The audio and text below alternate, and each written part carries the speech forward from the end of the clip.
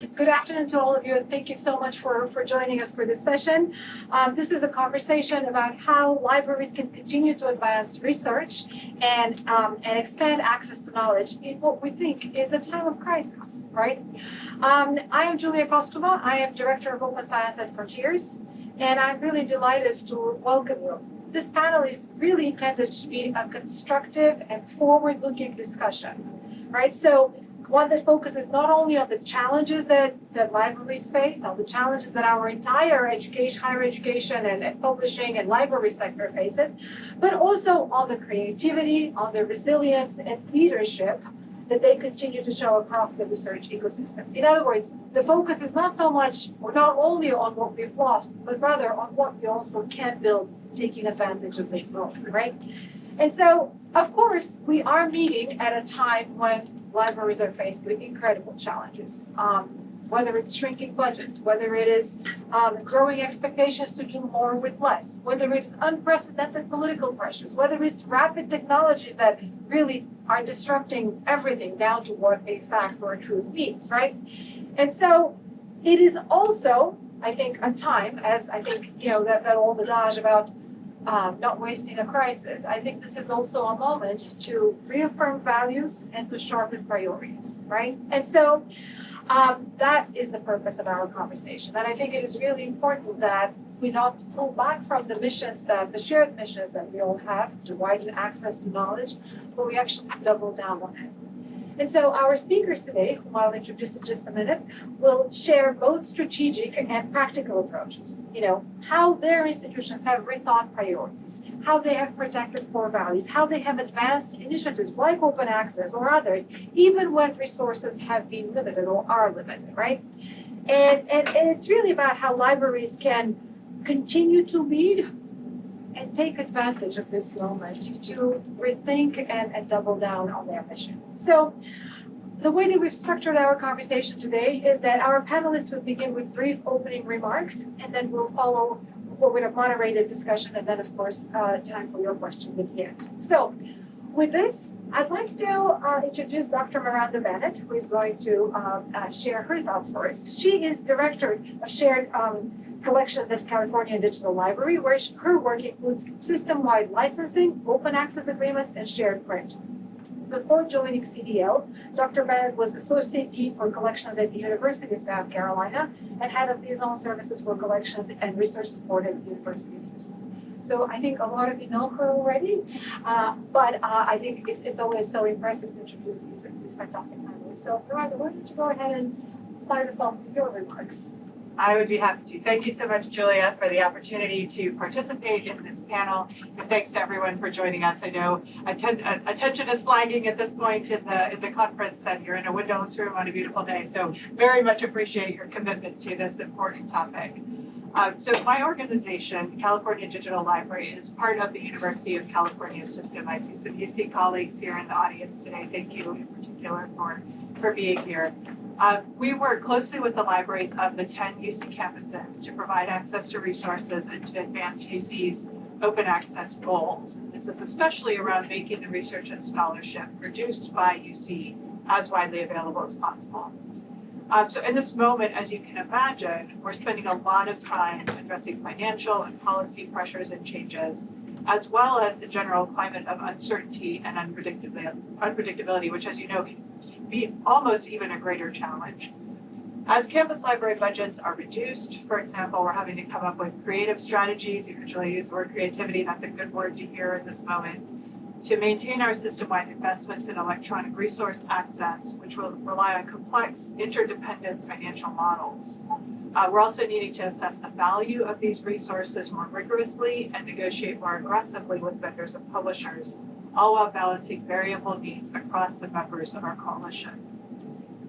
Because UC has invested in many transformative and other open publishing agreements, financial pressures have the potential to disrupt UC's commitment to supporting OA publication of its authors' works, as well as access to paywall content. Unsustainable costs for the UC libraries, resulting in an agreement that didn't perform as expected, did lead us to discontinue OA publishing support with one publisher earlier this year. And all our transformative agreements and open publishing agreements are subject to greater scrutiny in this time of budget austerity. Fortunately, much of our analysis has shown that the UC agreements that provide both OA publishing support and access to content that remains behind a paywall generally offer value that is actually better than conventional content access subscriptions.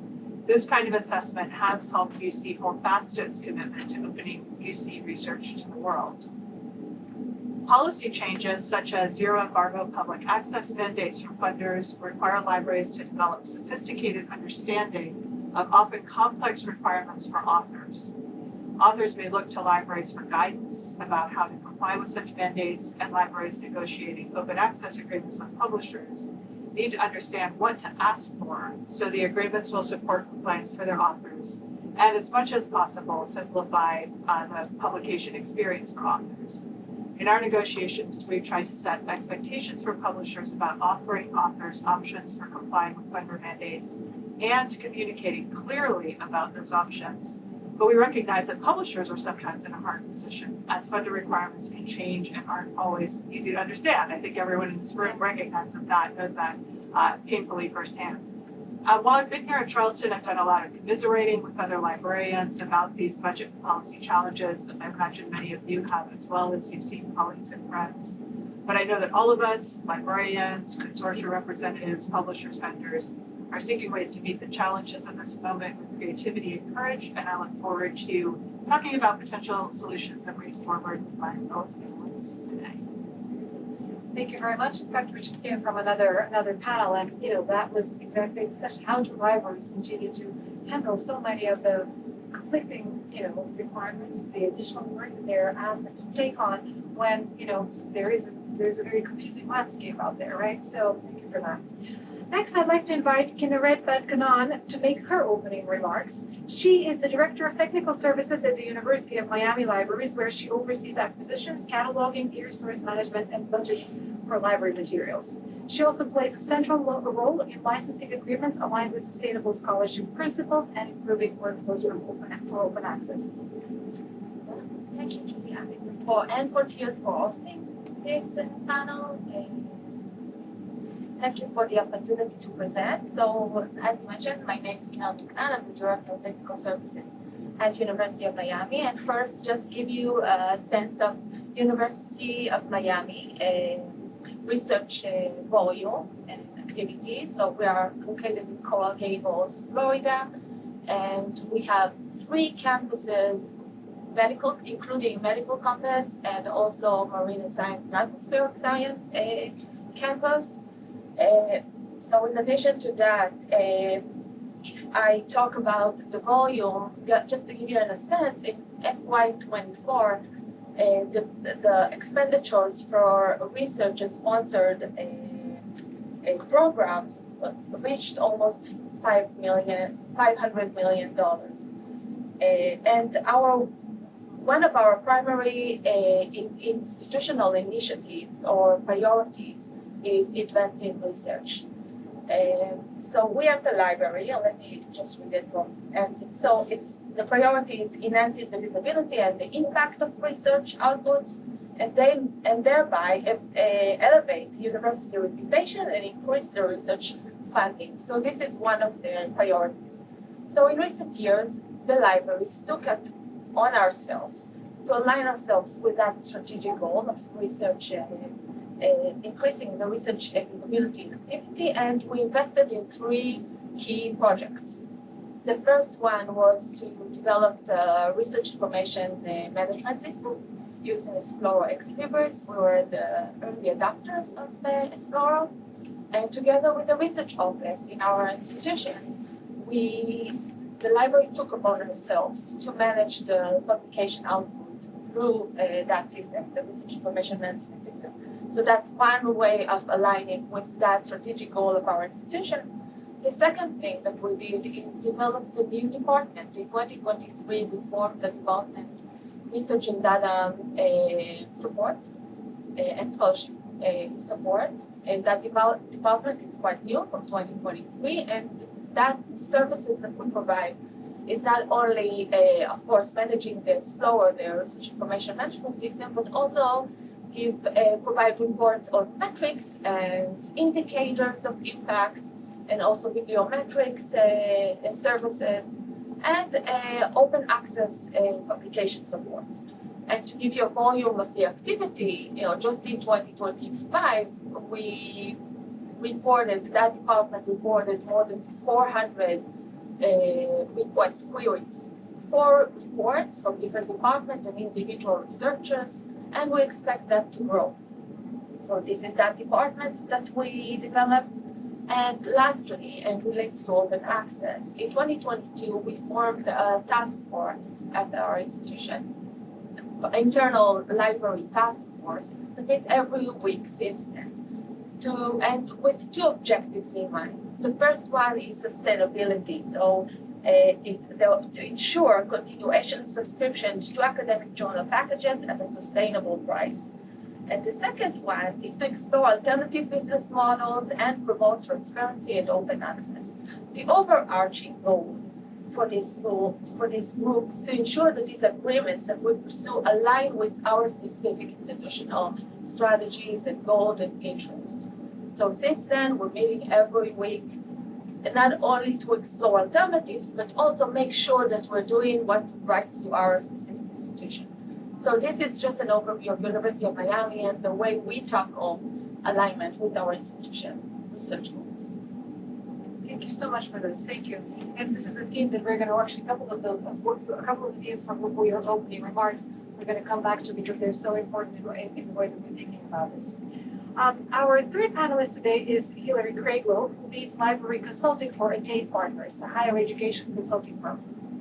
With a deep commitment and extensive experience in libraries, including as director of the Walker Management Library at Vanderbilt University, she partners with universities to strengthen financial positioning, integrate data-informed assessments, and align library operations with institutional goals, which, of course, you already heard come up several times thus far. So, Hilary, over to you. Thank you. I'm really delighted to be joined by Miranda and Karen today. They bring such great on frontline perspective. And I think one of my roles here is to kind of help contextualize what we're seeing across our collective landscape. And since I'm a consultant, I will probably offer some frameworks also, because we like to do that. Thinking about libraries across the country, I'm seeing this convergence of pressures. You mentioned some of those from many angles. There's the budget, the student retention we're looking at, affordability, lots of research policy and mandate changes. We're restructuring in this country how research is funded, and then obviously AI on top of all of that. So what's kind of equally striking to me is the divergence of how institutions are responding to this.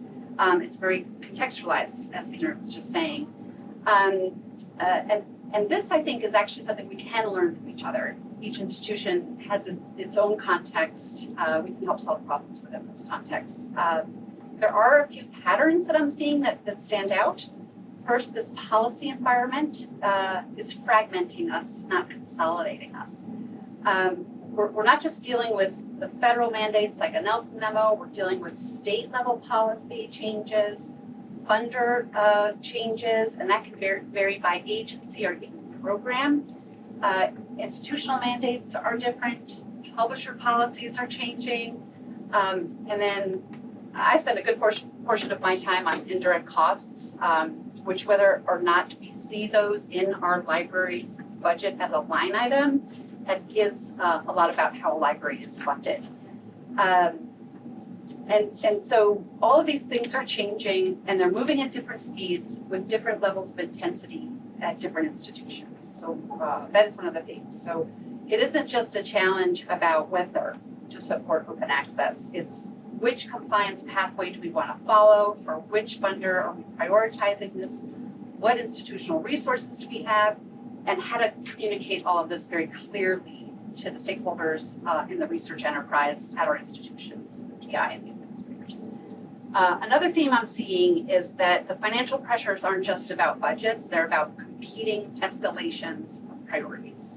So we see the usual increase in journal resource costs. Many libraries are looking at funding APCs at scale. At the same time, we're maintaining our discovery systems, and we're digitizing historical collections, and we're preserving cultural heritage.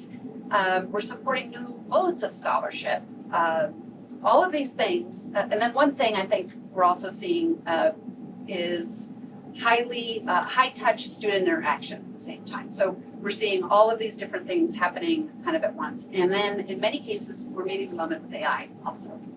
But the math doesn't work here.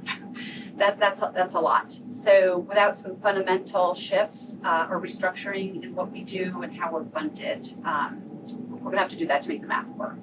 And then the third, and I think this is really important theme that I'm seeing, is that libraries that navigate successfully in these moments, they are not doing this alone.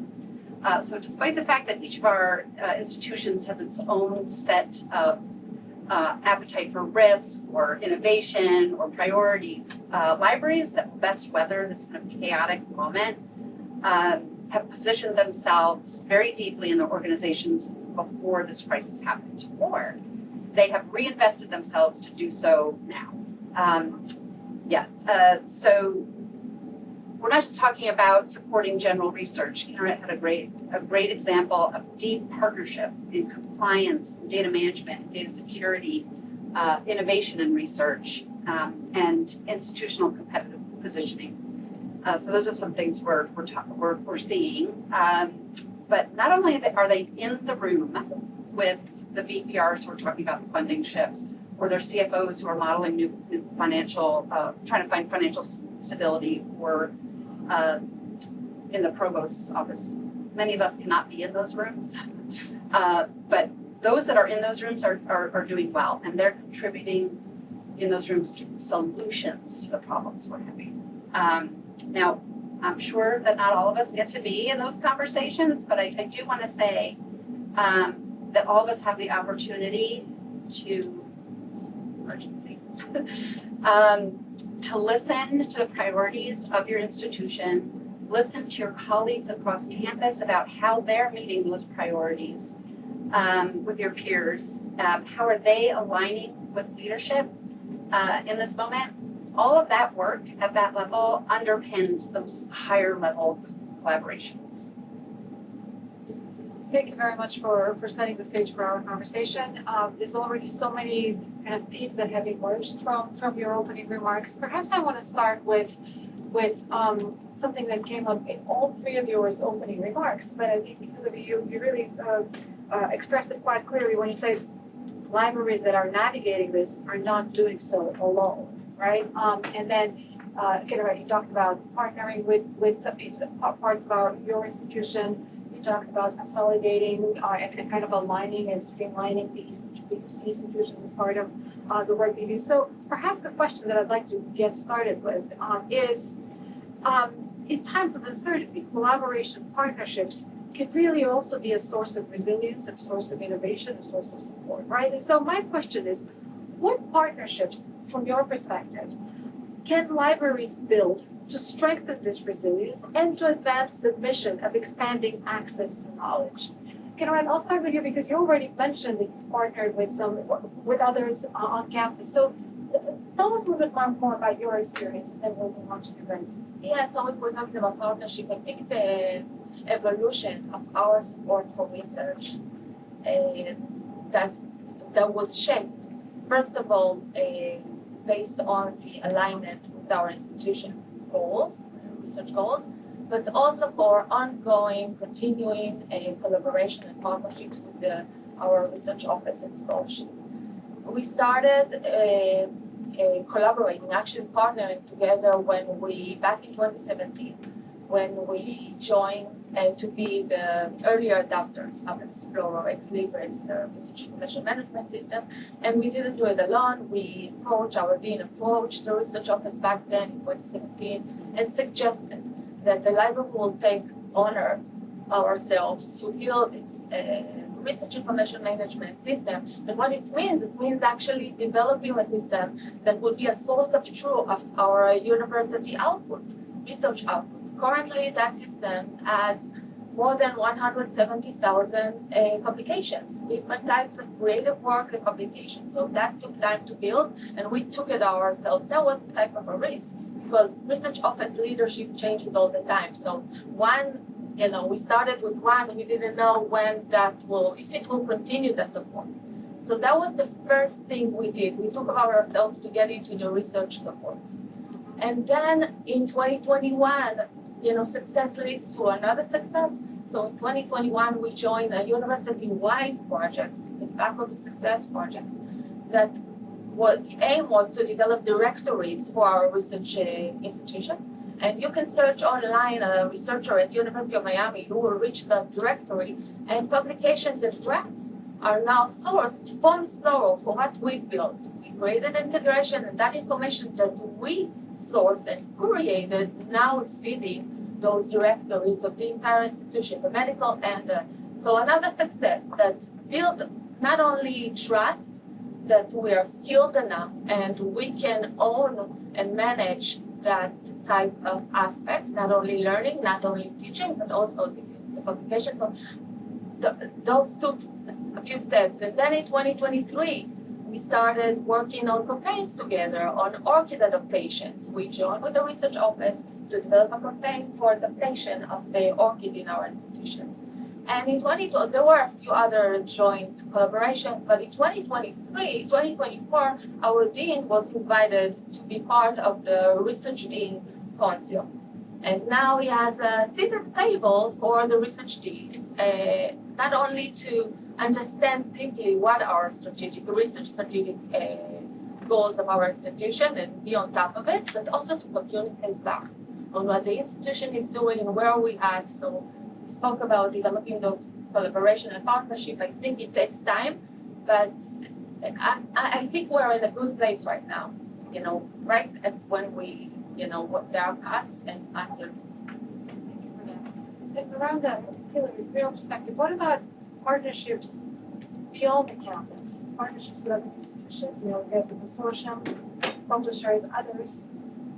Sure, thank you so much. And I was happy to talk about this topic. So since I do work for a university system, University of California, that does mean I'm always thinking in terms of partnerships and collaboration. It's the day-to-day run of work of CDL. We're really using the solidarity of that 10-campus coalition to keep our negotiating position strong, even at a time of pretty serious budgetary austerity for several of the campuses. But in terms of other kinds of projects that we're working on collaboratively, I'll just briefly mention a couple and maybe able to say a little bit more about them later in our discussion. One is that we're able to leverage those collective resources that we have access to because we're working at the system level to invest in new initiatives that further advance our values, such as expanding our efforts to support open access publication of books by UC authors. We've been focusing on the open access publication of UC authored journal articles for many years. We've had a lot of success there. Now we're looking for ways to do that for book authors. And as we've established some pilot projects in this area, we have found eager partners in university presses, and it's been really encouraging to work together in this difficult moment on a constructive effort that brings benefits to all parties, libraries, universities, and presses. I've also actually found this to be a pretty exciting time for international collaboration. And this can really help provide a broader perspective and build connections based on shared values, not only beyond the institution, but even beyond national borders. And as an example of this, I will cite that CDL was the first US research performing organization, that's the term of art within this particular community, to sign the Barcelona Declaration on Open Research Information. And this commitment has helped us focus our efforts on aspirational goals around open metadata, another word, more of our library word for open research information, which is aligned with UC's longstanding commitment to open research and scholarship. So I'll be happy to talk a little bit more about these later, but Hillary, did you have some examples you wanted to share? I do. I have a few. I thought you might. One is consortia. I know we talk a lot about that, and there was a session on that topic which I missed, but that was a good one. But consortia may be one of our best ways to support our kind of collective infrastructure for technologies, for discovery, for resource sharing, preservation, professional development, advocacy, policy work.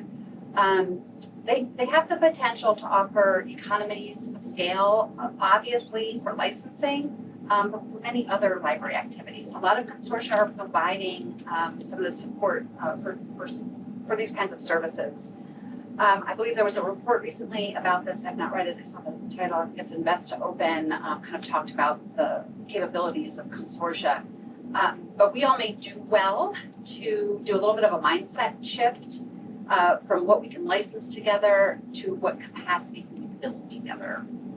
Again, we don't want to do this alone. I've got two more if we have time. I'll try and be quick on those. Strategic partnerships with vendors like publishers. Libraries can get real value from publisher relationships that are approaching them as business partners, not just vendors of information. Folks are asking publishers to support larger mission statements, help them. For example, a library may say, here's our institutional OA target, here is my budget reality, and here are requirements. Help us design a package that actually meets these goals. So successful negotiations are no longer just the lower price, but kind of a package that helps the library support the initiatives of the institution. So we need to be asking for those. And then the last one I want to add is a lot of what I've seen here at Charleston. Those that thrive in this environment of uncertainty are going to help each other with cross-sector knowledge sharing, and we do that here. This is a perfect example of what that can do. So when a mid-size R2 or maybe a new R1 is trying to figure out their EPC governance model, the best resource to help them may not be a white paper. It may be 2 or 3 other institutions in the same place. So the networking matters. Share our solutions to these kinds of problems with each other. And then I'll also suggest that looking beyond the library's walls for solutions. We can really support each other in our knowledge, but we have partners. Publishers can be our partners. Consortia can be our partners. Vendors can be our partners. Maybe even a consultant can be your partner. But a common thread here for me is that those effective partnerships really require clarity about what each party brings to that conversation, and what the expected outcomes should be. What do they need? So libraries that are super clear about both their constraints and their priorities and can get very specific about their goals, they can develop stronger partnerships in and outside the institution. Thank you for those. So a lot of what you said, talks about priority, talks about being clear about, what the institution wants. And so I think, and you also talked about aligning your, the library's priorities and work with the institutional priorities with the research office. So I guess my question then, just to build on what was already said, is how can libraries remain aligned or even use this opportunity to realign themselves with their institution and effectively implement the institution's missions or priorities, particularly in time of disruption and in time of austerity, when there's so many competing priorities. So, Hillary, would you like to I'll keep going.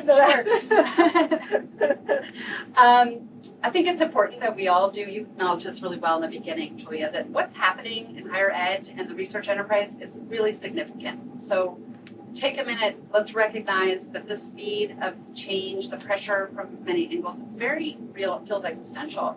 However, libraries, especially in a role as information scientists, we have so much to offer in this moment. So aligning and implementing our institutional mission or their priorities, values, it's absolutely critical right now, especially in times of uncertainty and austerity. Yet this is often an area where libraries do not always excel, sometimes struggle because we are so service-oriented. We can be a little risk-averse, and unfortunately we don't always have full access to the institutional context that we're working in.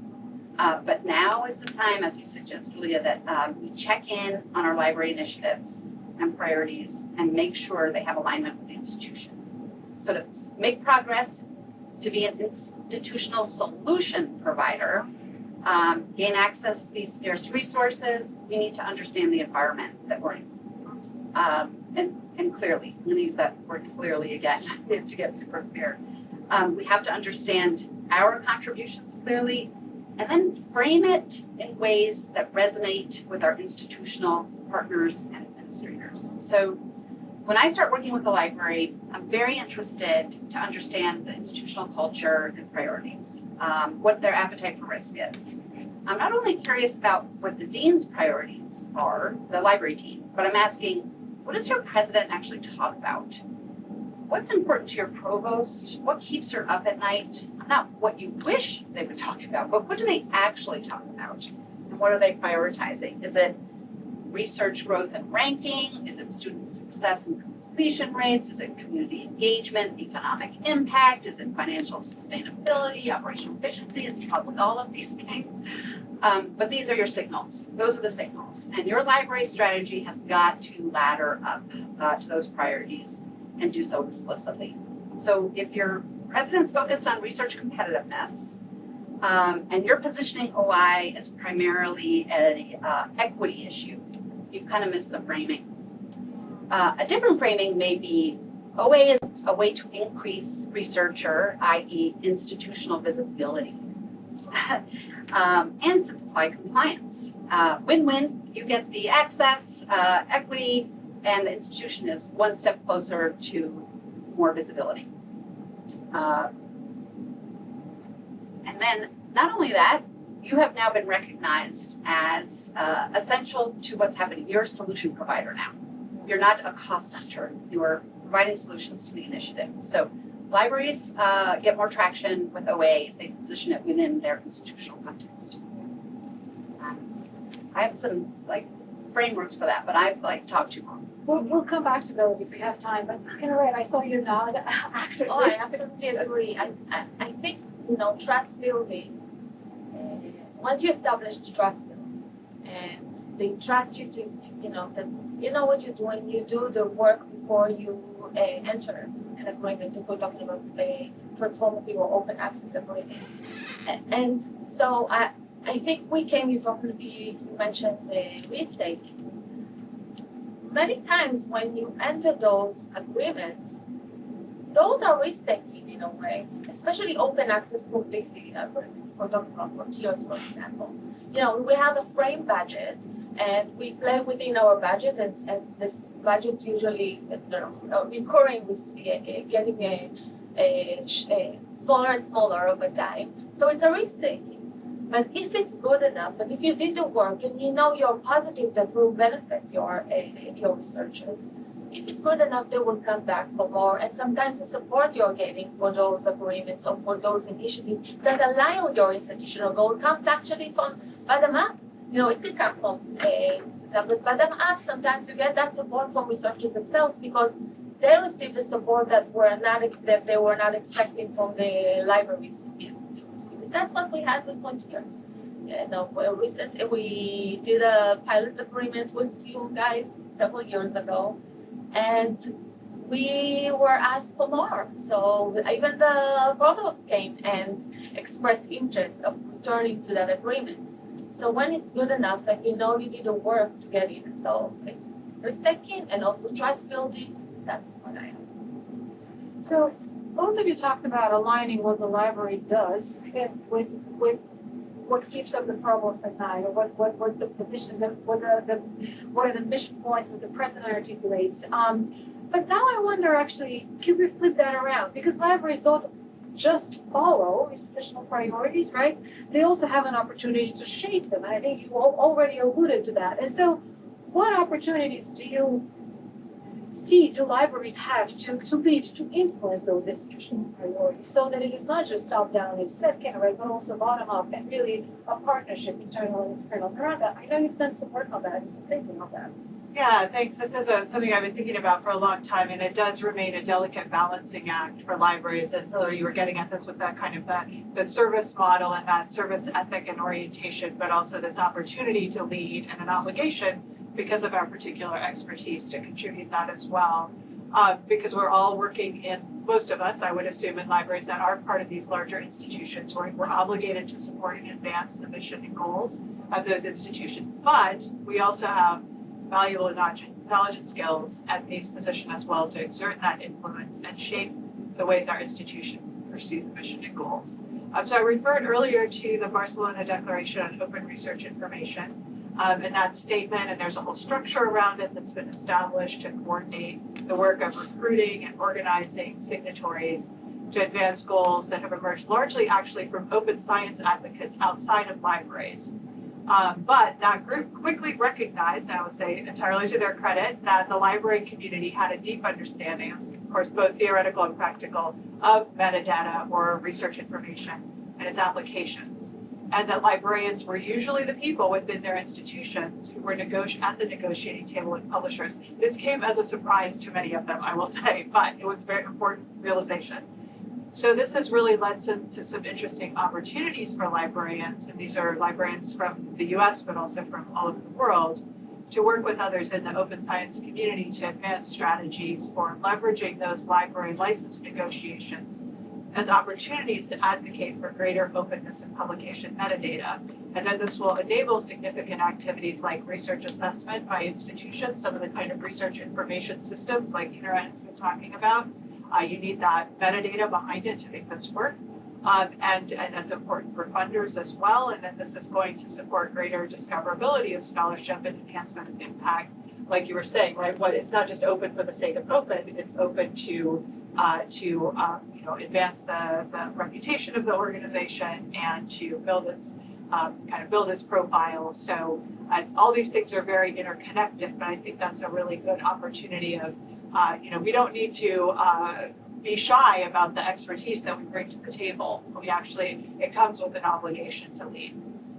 So then let me build on what you just said and what you both alluded earlier. And so then when there are so many competing priorities and everybody's asked to do more with less, and there's more and more to do, I guess my question is, what are some best practices from your perspective for setting priorities in this kind of environment? In other words, how do you actually pragmatically decide which initiatives to advance, what to test, how do you implement this? Then I'll ask you to make some brief remarks on that, and then we'll open it up for questions for a few minutes.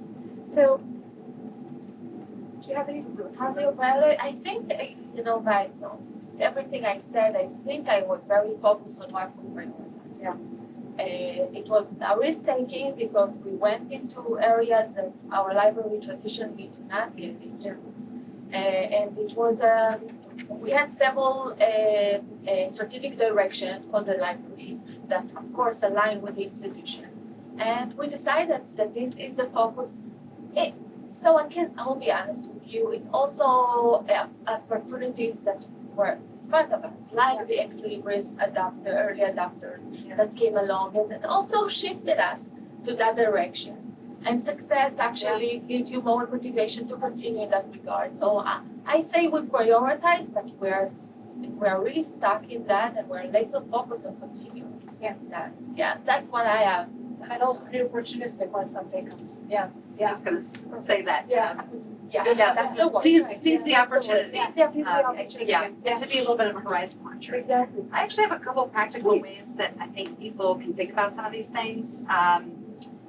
3 lenses simultaneously. One is the impact lens. What affects the most researchers or supports the highest value? You can define highest value research. By using that lens, it kind of prevents us from being distracted by super interesting but marginal projects. And then a feasibility lens. What can we actually implement with current capacity, or what might build the capacity that we know we're going to need in the future? And that will kind of prevent like pilot project proliferation if we do that, piloting things that never scale. And the third lens would be the strategic alignment lens that we've kind of talked about. What positions us as essential to the institutional priority? And that ensures that we're not just effective, but visible and valued. If an initiative scores high on all 3, that sounds like a priority. If your initiative scores on 1, probably need to reimagine this project. I have a couple for sunsetting, 2, super simple. zero-based review process. If we didn't have it today, would we do that? If the answer is no, that might be something, it's a candidate maybe for sunsetting and reallocate those sources somewhere else. I have more, I'll let Miranda. That's fantastic. Weigh in. This is really helpful. These are the kind of pragmatic decisions that you'll have to make on a daily basis, right? Miranda? Would you like me to make any comments, or do you want to go ahead and move to? No, I think we'd like to. I'd like to hear from you. Okay, I feel slightly called out by my colleague here as far as pilot projects and things that are a little bit, not on the margins, but on a smaller scale with, so I'll talk a little bit about, we are piloting some programs now to support UC authors opening book content. And so that is, sort of in the number of units on a much smaller scale than journal articles. Nonetheless, we see great potential for impact even of just a few books, but scale will be challenging to be sure. But I do think that this is a moment where we can recommit to those institutional values. In this case, I feel we are expanding equity within our own community. Right now we're very heavily weighted towards support for those disciplines that primarily produce journal articles. We're now doing a little backfilling to benefit those who primarily, their scholarly communications is primarily through books. And it also, I will say, it feels particularly important to stay the course on this specific commitment to open access at a time when access to information is under threat. So I would say that's an example of how a core value can influence decision-making, but influence it in new ways, different kinds of messaging and different understanding of why it's important in the current environment. I don't think I called you out, Ryan. Well, I'll show you some numbers later. In fact, one of my tips would be to leverage shared infrastructure, which CPL definitely is. I've just realized that we are at time, but those of you who can stay in, I will welcome the opportunity to take a couple of questions from the audience. Please. I have one for Hillary Kane. So if you are just now trying to get into the indirect costs with the changes, that window appears to have closed, but when my university actually tried to do this. So without that amount of money from the higher ups for those kinds of services, how do you argue, well, our support is limited in the support that you give us to provide this support, but if we work with other offices to cost share, here's the cost savings we can get on ABCs, or so how do you reframe that as an opportunity, not having the opportunity to get that money? Yeah, so if any of you follow me on LinkedIn, you know that a lot of what I do is around the costs. And let me make sure I understand your question, which basically is, were you asking? Is the window closed for schools that aren't getting indirects to the library? Well, let me just say right now, I don't actually advocate that the library receive a direct line from their indirect reimbursements, because you will find yourself in a very tight situation a year from now where those indirects go down. So I would never advocate that. I know some libraries want that, but that's not my position at all. So understanding your context in that is super important. Do you understand how much the university receives in reimbursement, because it's reimbursement because of the library? Do you know what that is? We can calculate it, and then when you go into budget conversations, or we want to do this initiative, you have that in your back pocket. We understand that the library is responsible for this much reimbursement because of indirects. So it helps you contextualize just how important you are to the enterprise. I hope that's helpful. Yeah. So you need the information, but again, I do not recommend that you have a direct line. Did I see you raise your hand or? No, okay. Well, if there are no other questions, please join me in thanking our panelists for their thoughts today, and thank you also for coming.